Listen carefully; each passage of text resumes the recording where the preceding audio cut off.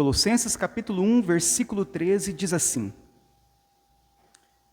Ele nos libertou do império das trevas e nos transportou para o reino do Filho do seu amor, no qual temos a redenção, a remissão dos pecados. Este é a imagem do Deus invisível, o primogênito de toda a criação, pois nele foram criadas todas as coisas, nos céus e sobre a terra, as visíveis, as invisíveis, sejam tronos, sejam soberanias, quer principados, quer potestades. Tudo foi criado por meio dele e para ele. Ele é antes de todas as coisas. Nele tudo subsiste. Ele é a cabeça do corpo da igreja. Ele é o princípio, o primogênito de entre os mortos, para em todas as coisas ter a primazia. Porque aprouve a Deus que nele residisse toda a plenitude, e que, havendo feito a paz pelo sangue da sua cruz, por meio dele, reconciliasse consigo mesmo todas as coisas, quer sobre a terra, quer nos céus. E a vós outros também, que outrora éreis estranhos e inimigos no entendimento, pelas vossas obras malignas. Agora, porém, vos reconciliou no corpo da sua carne, mediante a sua morte, para apresentar-vos perante ele, santos, inculpáveis e irrepreensíveis. Se é que permaneceis na fé, alicerçados e firmes, não vos deixando afastar da esperança do evangelho que ouvistes, e que foi pregado a toda criatura debaixo do céu, e do qual eu, Paulo, me tornei ministro. Até aqui vamos orar. Senhor Deus, quão grande e poderoso é o teu nome. O que seria de nós sem o Senhor? O que nós poderíamos fazer sem o Senhor nos ajudar? Qual coração que poderia se abrir se o Senhor não o abrisse antes? Qual língua poderia te confessar se o Senhor não colocasse as palavras em nossa boca? Qual olho poderia te contemplar se o Senhor não nos desse vista espiritual? Nós, ó Deus, estamos aqui nessa noite porque reconhecemos que nós somos pó, do pó viemos e ao pó retornaremos. Mas o Senhor não é como nós. O Senhor é Deus, o Senhor é eterno, o Senhor é o Criador dos céus e da terra. Por isso, meu Deus, pedimos a Ti a Tua bênção sobre nós nessa noite. Que o Teu Santo Espírito possa conduzir a minha vida a anunciar a Tua palavra e conduzir essas palavras ao coração fértil de meus irmãos, para que ao final deste culto, todos nós possamos nos humilhar diante de Cristo, reconhecer os nossos pecados e confiar somente na cruz do Senhor. Que neste momento, ó Deus, nós entregamos tudo a Ti e confiamos no Senhor. É o que eu oro, em nome do Teu Filho Jesus. Amém. Irmãos, o tema dessa noite é somente Cristo. Nesse mês nós estaremos comemorando os 508 anos da Reforma Protestante. E o que foi a Reforma Protestante? Foi um movimento religioso que tinha como objetivo reformar a igreja, ou seja, corrigir os erros, os equívocos que foram sendo introduzidos na igreja ao longo dos séculos. Eles queriam que a igreja retornasse aos princípios ensinados por Cristo em sua palavra. Então, a Reforma Protestante, ela foi esse movimento religioso. A igreja se distancia das Escrituras, as heresias entram em peso dentro da igreja, e eles agora vão buscar o quê? A pureza novamente da igreja. Limpar a igreja das heresias, novamente trazer a igreja à sua forma original. A Reforma Protestante ela foi marcada por 5 pontos em especial, chamado de 5 solas, que no latim significam os 5 somente. O sola scriptura significa somente a escritura, o sola fide, que é somente a fé, o sola gratia, que é somente a graça, solus Christus, somente Cristo, e soli deu glória, glória somente a Deus. A reforma protestante, ela vai ser marcada por estes 5 solas, que no latim são 5 somente. A Igreja Católica Romana, ela considera os protestantes uma seita. Se você entra lá no catecismo, nos documentos católicos, eles vão dizer que os protestantes são uma seita. E por que eles afirmam isso? Lá está escrito, por causa dos 5 solas da reforma. Eles não aceitam os 5 solas da reforma, mas os protestantes, os reformadores, disseram esses 5 somente. E hoje nós estudaremos sobre somente Cristo. Por que Jesus Cristo é o único Salvador e mediador? Ao lermos a Bíblia, nós percebemos que ela é cristocêntrica. Significa que Cristo é o centro da Bíblia. Do início ao fim, ali todas as coisas apontam para Cristo. Para você ter ideia, no Novo Testamento, o nome de Jesus aparece mais de 1270 vezes. E são mais de 947 versículos citando o nome de Jesus. Em uma comparação com Maria, a mãe de Jesus, ela é citada apenas 19 vezes no Novo Testamento. Jesus é citado mais de 1270 vezes. Maria, apenas 19 vezes. Podemos concluir que a Bíblia não é sobre nós, não é sobre os santos, não é sobre os anjos, não é sobre Maria, a Bíblia é sobre Cristo. Do começo ao fim das Escrituras, a Bíblia tem a intenção de nos conduzir até Cristo para sermos salvos. Então a Bíblia é sobre Cristo. Tudo é sobre Cristo. Mas esse entendimento, ele foi se perdendo ao longo do tempo. E Cristo, cada vez mais, foi sendo deixado de lado. E muitas vezes esquecido e até substituído por práticas religiosas e tradições. Durante a história, a veneração dos santos, anjos, imagens de escultura e relíquias sagradas passaram a fazer parte do culto. Com o tempo, passaram a receber adoração, fazer mediação entre Deus e homens, a abençoar e até salvar pecadores. Imagina, a Bíblia é sobre Cristo. A Bíblia ela é totalmente cristocêntrica. Mas ao longo dos séculos, começaram o quê? A veneração aos santos, anjos, imagens de escultura, relíquias sagradas. E chegou ao ponto que essas coisas passaram a fazer parte da adoração, parte do culto, parte da mediação, como meios de bênção e mediadores entre Deus e homens. Chega ao ponto que essas coisas, na mente católica romana, tinham o poder até para salvar pecadores. Cristo, nesse tempo, ele deixou de ser o único. Para vocês terem uma ideia do que aconteceu, hoje são mais de 20 mil o número de santos, mediadores na Igreja Católica Romana. Lembram-se? Quem era o mediador no Antigo Testamento? O Cordeiro, que era sacrificado no templo como mediação. O sangue era aspergido do Cordeiro, e aquele Cordeiro fazia a mediação entre Deus e homens. No Novo Testamento, eis o Cordeiro de Deus que tira o pecado do mundo, Jesus Cristo, o mediador entre Deus e homens. A Bíblia ela é bem clara, havia só um mediador.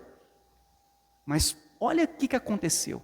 Com o tempo, hoje, são mais de 20 mil mediadores diferentes no catolicismo romano. Estima-se mais de 1.100 títulos diferentes para Maria, nomes em homenagem para Maria. Hoje Maria, ela tem mais de 1.100 nomes diferentes, homenageando ela no catolicismo romano.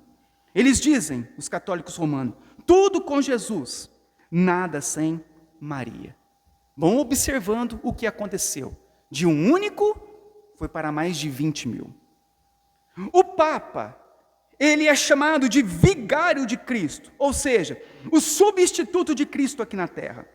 Ele é considerado o cabeça visível da igreja pelos católicos romanos. Se você perguntar para eles quem que é o cabeça da igreja aqui na terra, eles vão dizer, é o Papa. Suas revelações têm a mesma autoridade da Bíblia. Seus dogmas, que são seus documentos escritos, ensinamentos, são considerados verdades absolutas.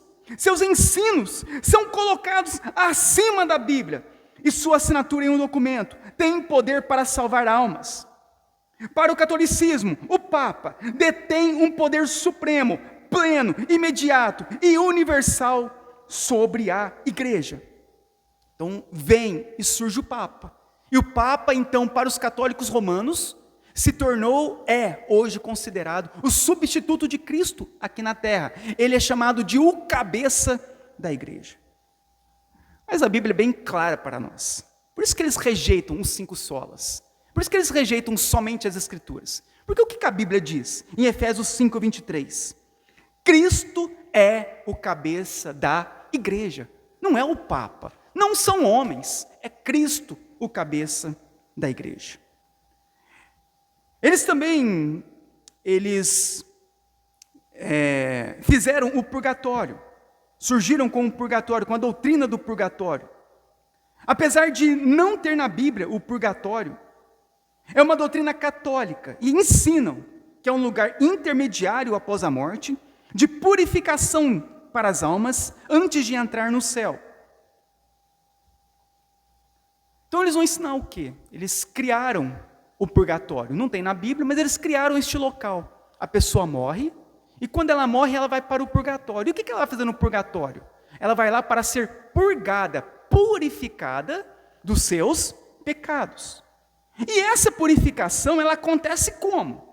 Através das orações dos fiéis aqui na terra, através de missas, através de penitências, através de esmolas e através de indulgência.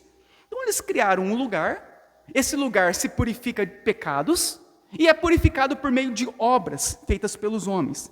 Mas o que a Bíblia diz em 1 João 1:7?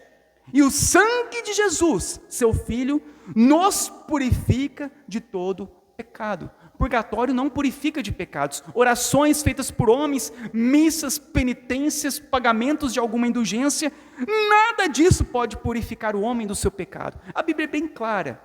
Jesus é o único que pode nos purificar do pecado, mas eles ensinam o purgatório. Ensinam que o batismo resulta no perdão completo de todos os pecados. Mas qualquer pecado cometido após o batismo, eles vão falar, origina uma penalidade que não foi perdoada. Para esses pecados, a graça tem que ser restaurada através dos sacramentos. Então eles vão ensinar outro erro teológico. O batismo como meio de purificação de pecados, como meio de perdoar pecados. Então ele diz que se você batizar, passar pelas águas, você vai ser perdoado dos pecados. Mas o que a Bíblia diz? Jesus diz em Lucas 5:24, mas eu lhes mostrarei que o Filho do Homem tem autoridade na terra para perdoar pecados. Então ele disse ao paralítico, levanta-se, pegue a sua maca e vá para a sua casa. A Bíblia também ela é bem clara. Não é o batismo que perdoa pecados. O único que pode perdoar pecados é Jesus. Você mergulhar em uma água, isso nunca perdoará pecado de ninguém. O único que pode perdoar pecados na Bíblia, nos limpar dos pecados, é Cristo. A missa que eles também criaram, missa, ela se tornou o sacrifício verdadeiro para os católicos. Não é o que Jesus fez na cruz, é a missa. A missa é considerada o sacrifício verdadeiro.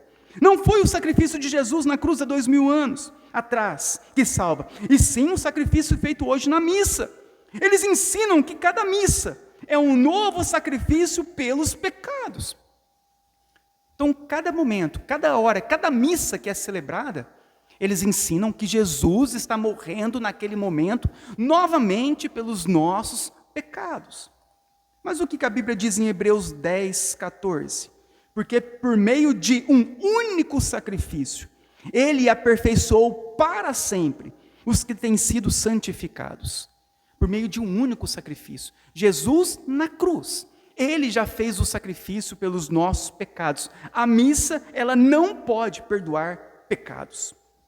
No cânone 12 do Concílio de Trento, da mesma forma que nós temos a confissão de fé batista, para quem não sabe, os católicos também têm confissão de fé. A deles chama confissão de fé de Trento. E o que eles dizem no cânone 12?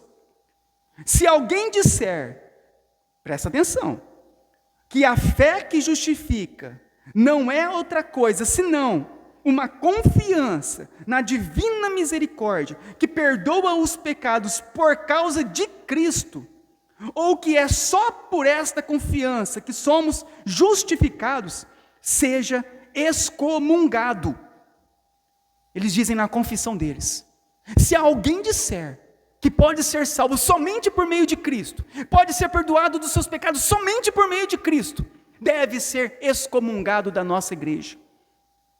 É por isso que a religião católica romana é uma seita.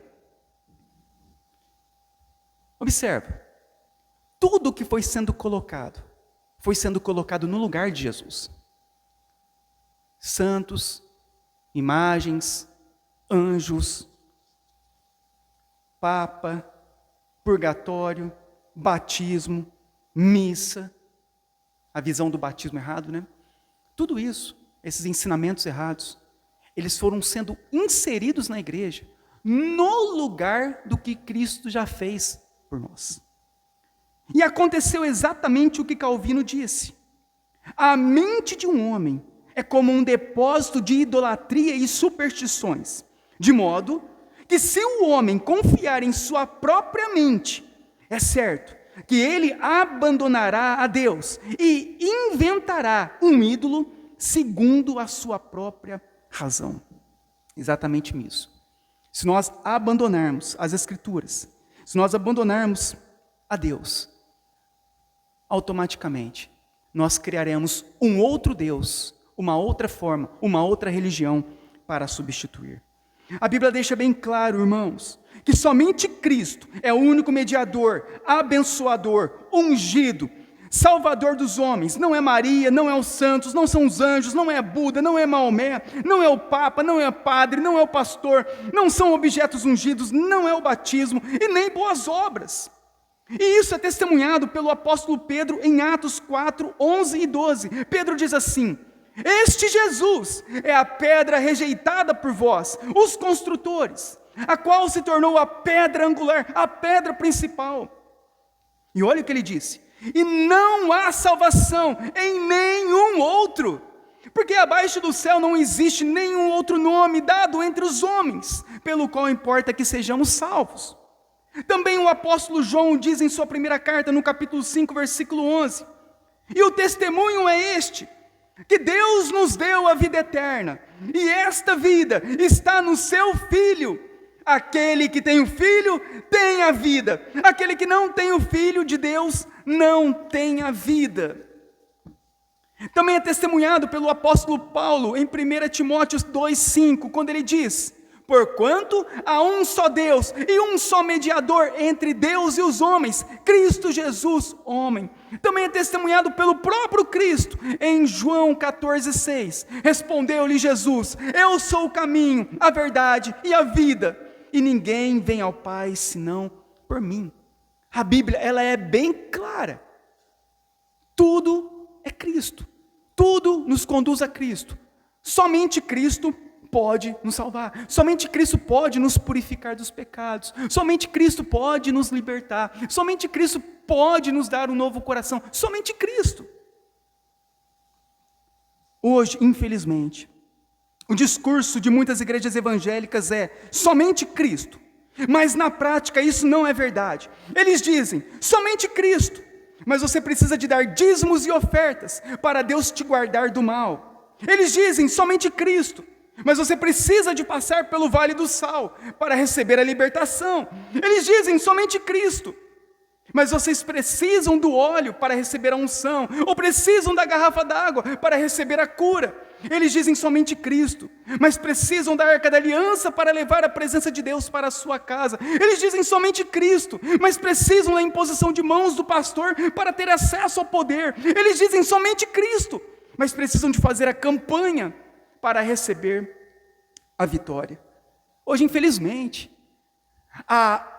o modelo protestante de hoje não tem nada a ver com o modelo protestante inicial. Hoje, as igrejas evangélicas, elas são mais parecidas com o catolicismo romano do que realmente com o protestantismo. Apesar de afirmarem somente Cristo, não, nós adoramos somente Cristo. Mas por que óleo? Não precisamos de óleo. Por que água? Precisamos de água? Precisamos de Cristo. Para quê? Opa, peraí. Eu tenho que dar o dinheiro para Deus me guardar de todo mal? Eu preciso de Cristo. É Cristo que me guarda do mal. É somente Cristo. Eu preciso de campanha para ter bênçãos, vitórias sobre a minha vida, mas e Cristo? Eu preciso do pastor colocar as mãos em mim, do Papa colocar as mãos em mim, para eu receber alguma coisa?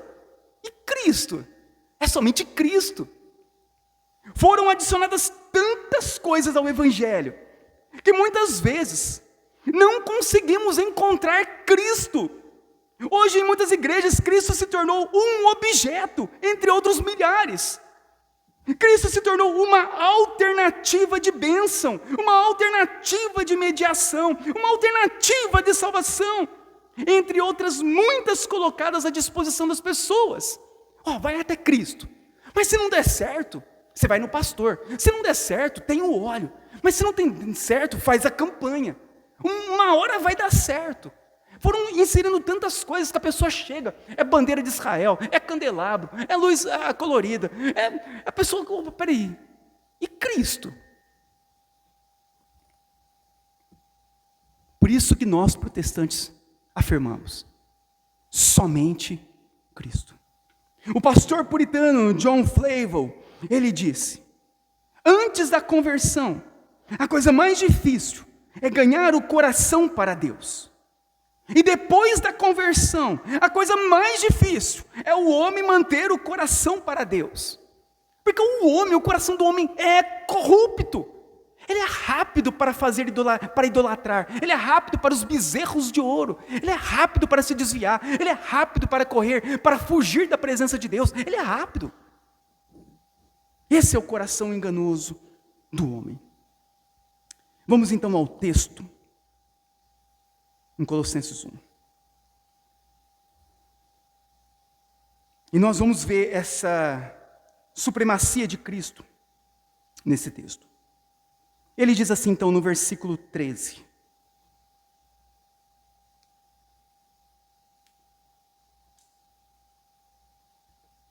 Ele nos libertou do império das trevas e nos transportou para o reino do Filho do seu amor. Ele nos libertou.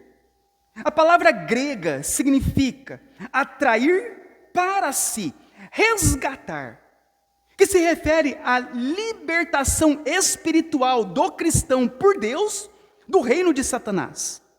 Essa linguagem, ela lembra a libertação de Israel por Deus da escravidão no Egito e mais tarde do cativeiro da Babilônia. Então Paulo ele vai começar falando, olha, Deus nos libertou, ou seja, Deus ele nos atraiu para si, Ele nos resgatou, Ele nos tirou das trevas para a luz. E Ele, no versículo 13 continua, Ele nos libertou do domínio do pecado, do domínio de Satanás, da condenação do inferno. E o que Ele fez conosco? Ele nos transportou para o seu reino. Ele nos trouxe para o estado do Evangelho e nos fez membros da igreja de Cristo, que é um estado de luz e pureza. Então, nós estávamos nas trevas, na escuridão, mergulhados no pecado, escravos da religião. O que ele faz? Ele vem até nós, ele nos atrai para si. Ele nos tira daquele estado de morte, e agora ele nos traz para um estado a qual nós passamos a conhecer o Evangelho, um estado de luz, um estado de pureza, a qual a conversão do pecador, esse transporte da alma do reino do diabo, para agora o reino de Cristo.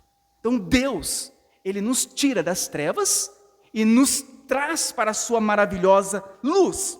E como isso foi possível? Só foi possível por meio da vida e da obra de Cristo.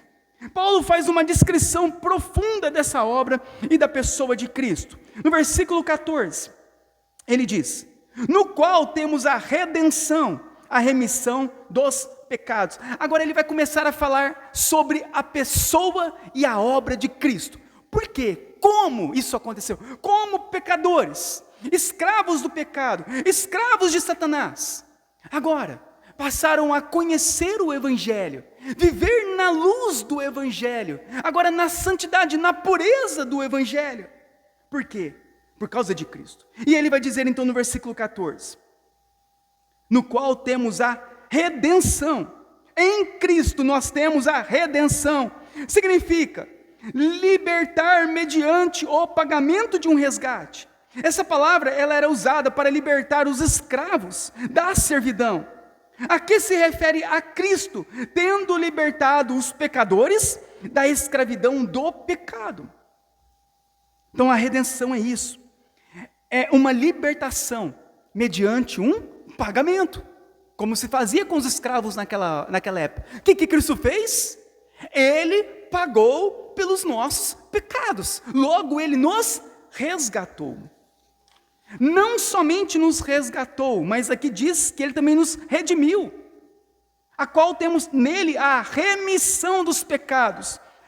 A palavra no grego, remissão, significa perdoar pecado como se nunca tivesse cometido, conceder um perdão de uma punição. Cristo nos perdoou dos nossos pecados.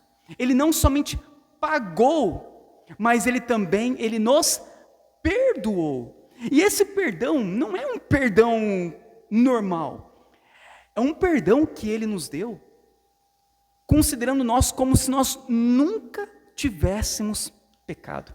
É por isso que não há condenação para aqueles que estão em Cristo, uma vez que o perdão de Cristo, ele nos purifica e nos perdoa de todos os pecados. Cristo não fez somente isso. No versículo 15 diz que Cristo é a imagem do Deus invisível, o primogênito de toda a criação. Paulo vai dizer, ele é a imagem do Deus invisível, significa que Jesus Cristo é a imagem perfeita e a semelhança exata de Deus. Ele foi um homem perfeito e ao mesmo tempo o Deus encarnado, como o próprio Jesus disse, quem vê a mim, vê ao Pai. Ele é o Deus homem, a imagem perfeita de Deus. Ele também é o primogênito da criação, significa que Cristo, ele possui o direito da herança sobre toda a criação. A herança naquela época pertencia ao primogênito. O apóstolo Paulo, ele quer dizer, tudo pertence a Cristo. Ele é o herdeiro, ele é o dono de todas as coisas. Jesus é aquele que tem toda a autoridade sobre a criação e desfruta de todos os direitos sobre ela. Quando diz que ele é o primogênito da criação, significa que a ele pertence todas as coisas. No versículo 16 diz, pois nele, em Cristo, foram criadas todas as coisas, nos céus e sobre a terra, as visíveis, as invisíveis, sejam tronos, sejam soberanias, quer principados, quer potestade. Tudo foi criado por meio dele e para ele. Diz que Jesus Cristo é o Criador. Tudo foi criado. Ele é tanto o agente da criação, como o objetivo da criação. tudo foi criado por meio dele, o agente da criação, e para ele, o objetivo da criação. Ele é o agente, ele, por meio dele, cria todas as coisas, e cria todas as coisas para ele. É por isso que ele é o centro de todas as coisas, porque tudo foi criado para a glória dele. Ele criou tudo, e tudo para a sua glória. Cristo é o Senhor sobre tudo que existe. Olha o 17. Ele é antes de todas as coisas, nele tudo subsiste. Ele é antes. Paulo mostra que Cristo, ele não foi criado. Ele não veio a existir junto com a criação. Antes de tudo existir, ele já existia. Algumas religiões dizem que Jesus foi criado por Deus, que é um ser celestial, que é um anjo. Como dizem os adventistas, falam que Deus criou Jesus. Os testemunhas de Jeová, Deus criou Jesus. Os mormons dizem que Deus criou Jesus, que Jesus é um anjo. Nada disso. A Bíblia deixa bem claro para nós que Jesus, ele é antes de todas as coisas. Que ele sempre existiu, que ele é eterno. E diz também no versículo 17, que tudo nele, tudo subsiste. Significa que Jesus, ele não é apenas aquele a qual foi o Criador, aquele a qual fez por meio dele todas as coisas. Mas quando diz subsiste, significa que ele é o sustentador e unificador do universo, mantendo o poder e o equilíbrio necessário para a existência e a continuidade da vida. Quando diz que tudo subsiste, significa que o fato de tudo permanecer existindo, a causa primária é Cristo. Por que o mundo não acaba? Por que não caiu uma estrela do céu aqui na Terra? Existem mais estrelas no universo, no céu, do que areias no mar. Olha quantas estrelas. Olha como que é o mundo. Olha como que são as coisas. Como que tudo isso ainda não foi destruído, não acabou? Como? Porque existe alguém que sustenta em perfeita harmonia todas as coisas. Quem é esse? Jesus Cristo. Nele tudo subsiste. Aqui Paulo afirma que toda a criação, ela é preservada em um perfeito funcionamento por causa de Cristo. É por isso que as estações, elas mantêm. Quem mantém? Cristo. E a chuva? Cristo. Ele que nele subsiste, manda a chuva. Cristo. A semente brotando? Cristo. Nele tudo subsiste. Tudo depende de Cristo. Tudo é preservado por Cristo. Versículo 18. Ele é o cabeça do corpo da igreja. Ele é o princípio, o primogênito de entre os mortos, para em todas as coisas ter a primazia. Vamos lá. Então você já começa a ver que não é o Papa. O Papa não é cabeça de nada. O Papa é um homem pecador como qualquer um outro. Aqui diz que ele é o cabeça. Significa que Cristo é o único Deus verdadeiro, o único que deve ser adorado. Ele está acima da religião, acima da placa de igreja, acima dos líderes religiosos, acima das tradições. Significa que Cristo é quem governa a igreja. É quem dá a vida e a força para a igreja. A igreja não existe para satisfazer a si mesma, mas para cumprir os propósitos de Cristo. Ele é o cabeça. Ele é o único que pode ser adorado. Todos estão aqui para satisfazer a Cristo. Nem a nós, nem a pessoas, mas a Cristo. Ele não somente é o cabeça, mas ele é também o primogênito entre os mortos. Significa que Jesus foi o primeiro a ressuscitar dos mortos em glória. Ele venceu o pecado, ele venceu a morte, e ele se tornou o único mediador entre Deus e homens. Ele é o primogênito de toda a criação. O primeiro a ressuscitar dentre os mortos em glória. Também no 18 diz que ele tem a primazia. Significa que Cristo ele é supremo. Cristo é o Senhor do universo. Tudo o que acontece conforme o seu bom conselho. Deus, ele não está de braços cruzados, só observando. Mas aqui Paulo diz que ele é um agente ativo na criação. Nada do que acontece sai do seu controle. E Deus nunca é surpreendido por nada. Por isso diz que todo joelho vai se dobrar diante dele, porque ele é soberano. Quando diz que Cristo tem a primazia, ele é o ser supremo. É ele quem está no governo de todas as coisas. O mundo, ele não está andando ao acaso. Quando Paulo diz que ele tem a primazia, que ele é o ser supremo, significa que tudo que se move, tudo que existe, tudo que acontece, está debaixo do governo de Cristo. No versículo 19. Porque aprove a Deus que nele, em Cristo, residisse toda a plenitude. A plenitude significa todos os poderes e atributos divinos habitam por completo em Cristo. Em Cristo encontramos toda a graça, a verdade e a glória de Deus.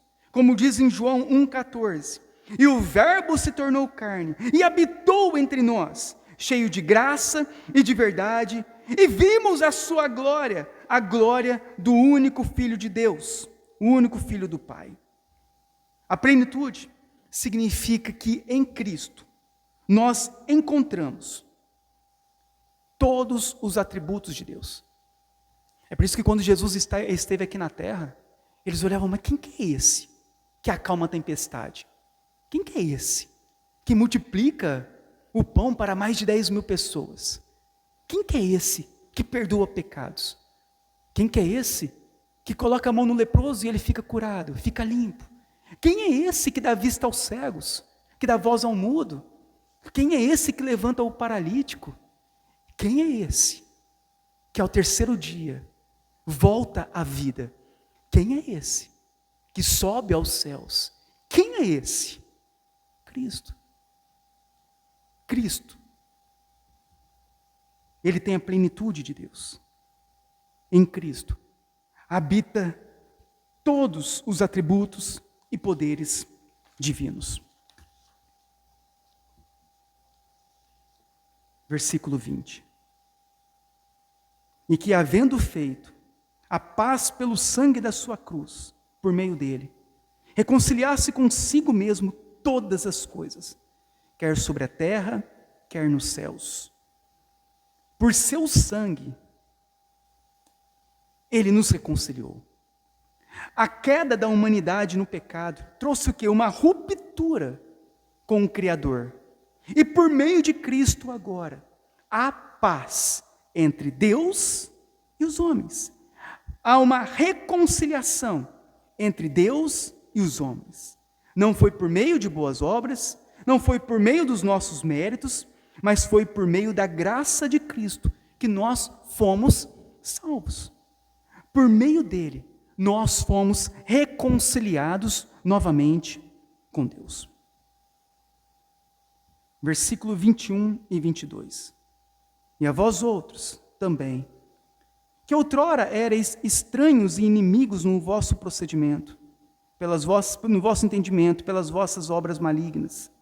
Agora, porém, ele vos reconciliou no corpo da sua carne mediante a sua morte, para apresentar-vos perante ele, santos, inculpáveis e irrepreensíveis. Antes, Paulo diz, nós éramos inimigos de Deus, pelas nossas obras malignas. E aqui diz que nós éramos estranhos. O termo no grego, estranho, quer dizer afastado e separados totalmente de Deus. Nós éramos inimigos de Deus pelo mal que fazíamos, e nós estávamos separados completamente de Deus. Mas agora, Paulo diz, nós fomos reconciliados com Deus mediante o sacrifício de Cristo. E ele diz que no versículo 22, para nos apresentar perante Ele. Esse é o mesmo linguajar usado no Antigo Testamento para descrever os animais sem mácula que os sacerdotes sacrificavam a Deus. Então, como que era no Antigo Testamento? O sacerdote ele ia fazer um sacrifício de animal. Então, ele pegava um animal sem macho, sem defeito, sem mácula, e ele então iria fazer o quê? Apresentar este animal diante de Deus. Ele iria apresentar esse sacrifício diante do Senhor. Aqui diz que Cristo, ele há de apresentar os seus seguidores. Quando ele for apresentar os seus seguidores para o Pai, para a inspeção, porque todos nós compareceremos diante do tribunal de Deus, todos os homens. E quando nós formos ser apresentados por Cristo diante do Pai para o julgamento, o que ele diz aqui? Que nós seremos achados santos, significa sem pecado, inculpáveis, sem culpa, sem defeito, moralmente perfeitos e irrepreensíveis, que não podem ser acusados de nada.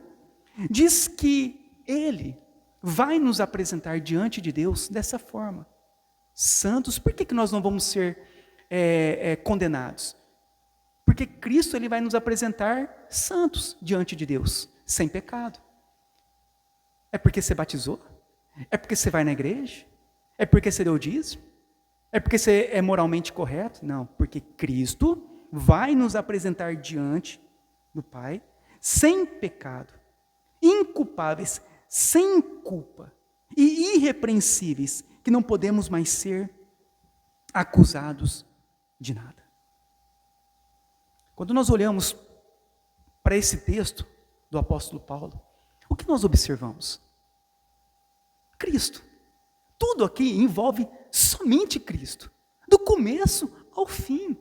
Tudo aponta para Cristo, não aponta para as nossas obras, não aponta para a nossa moralidade, não aponta para Maria, nem para os anjos, nem para nenhum santo, nem para nenhum outro Deus, nem para nenhum outro objeto, nem para nada. Tudo aponta para Cristo. Paulo ele vai mostrar isso para a igreja, que tudo deve voltar-se para Cristo. O culto para Cristo, a adoração para Cristo, os louvores para Cristo. É por isso que na igreja você vê os louvores, a pregação, o culto. Ele é algo simples. Por quê? Porque não é para nós.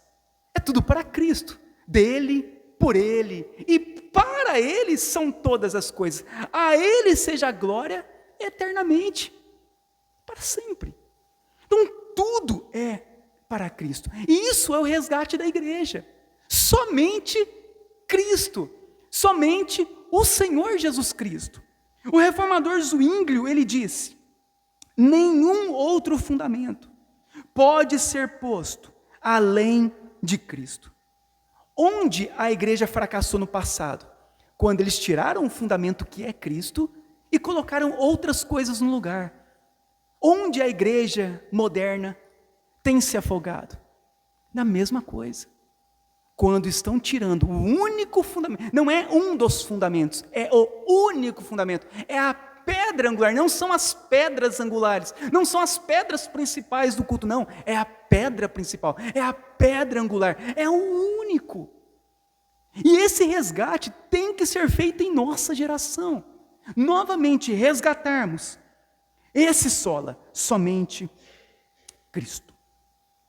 Paulo, ele termina no versículo 23, falando assim: depois de nós ouvirmos que todo o fundamento é Cristo, ele vai terminar dizendo: se é que permaneceis na fé, alicerçados e firmes, não vos deixando afastar da esperança do Evangelho, a mensagem sobre Cristo, que ouviste e que foi pregado a toda criatura debaixo do céu, e do qual eu, Paulo, me tornei ministro. Paulo, ele termina com uma exortação para a igreja. Se Cristo é tudo o que nós temos,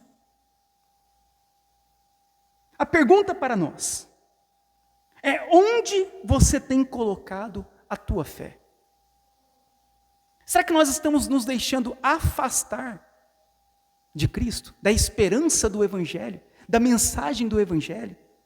Se Cristo é tudo o que nós temos, se Cristo é tudo o que nós precisamos, se Cristo é tudo, qual tem sido verdadeiramente a tua esperança? O que realmente tem satisfeito o teu coração? Se Cristo é tudo, o que realmente te deixa feliz? O que realmente supre as suas necessidades? O que realmente você precisa nesse mundo?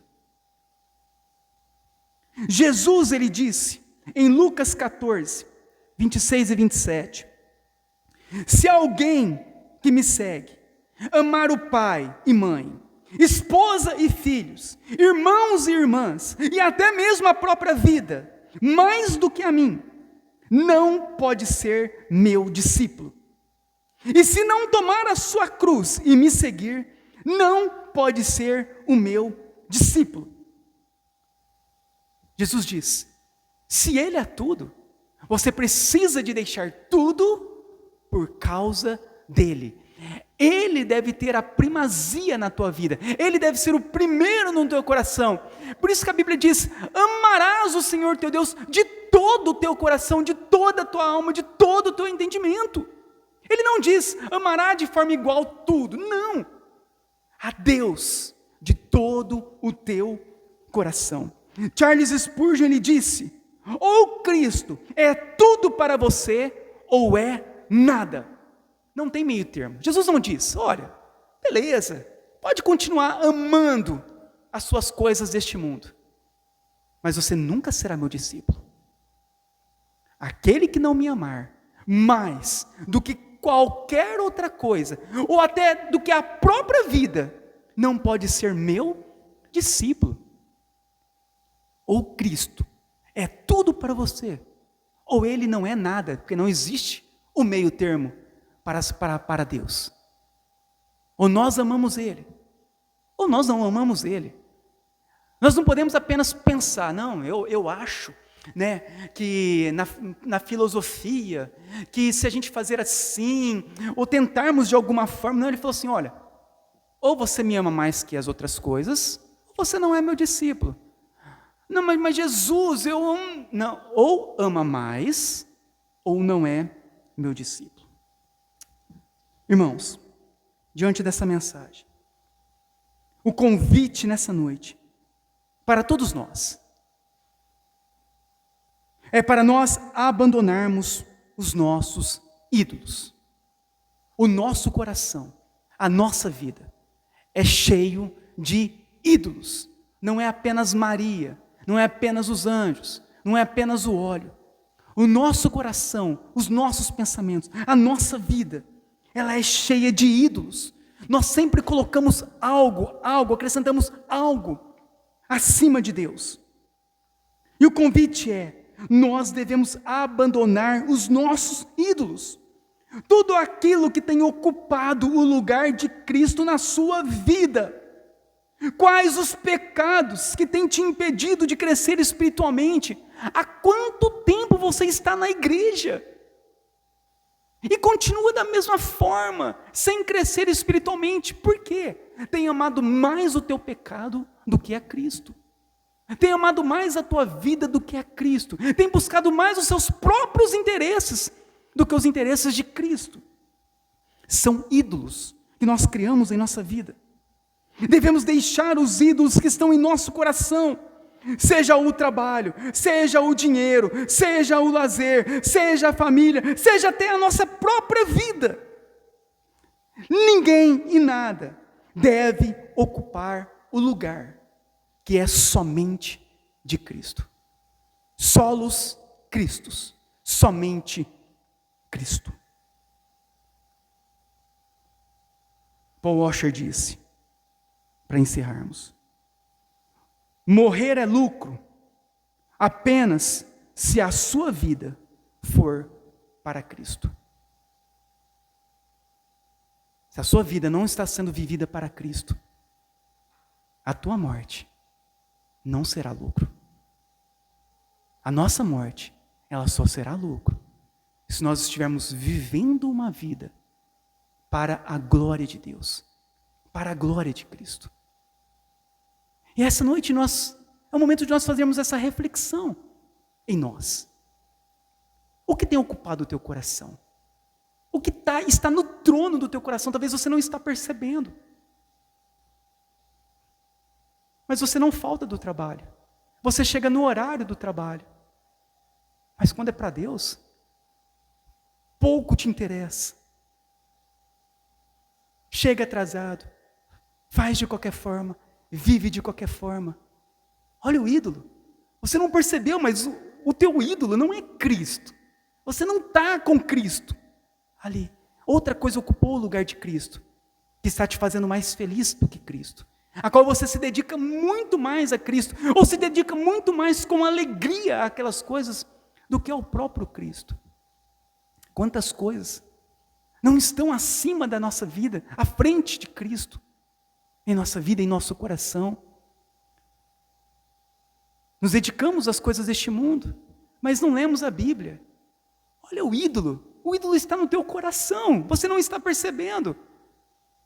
Quantas vezes nós temos tempo para tantas coisas, mas não conseguimos tirar um pequeno espaço de tempo para falar com o próprio Deus e orarmos? Olha os ídolos do nosso coração. Quantas coisas não estão em nosso coração? O que vem ao nosso pensamento muitas vezes são imagens de escultura, mas isso vai muito além disso. É aquilo que coloca sempre Deus em segundo plano na nossa vida, que coloca sempre Deus como um peso para nós, sempre Deus como algo mais. Eu tenho que ir na igreja, mas eu tenho. Olha, o ídolo do nosso coração é as coisas do mundo e não Deus. Que nessa noite você possa rever a tua fé. Será que é só os Cristos? Ou será que é todas as outras coisas e, se der certo, Cristo? Vamos orar neste momento então. Vamos fazer uma análise verdadeira do nosso coração. Será que morrer para você hoje é um lucro ou um prejuízo? Será que Cristo para você hoje é tudo ou é nada?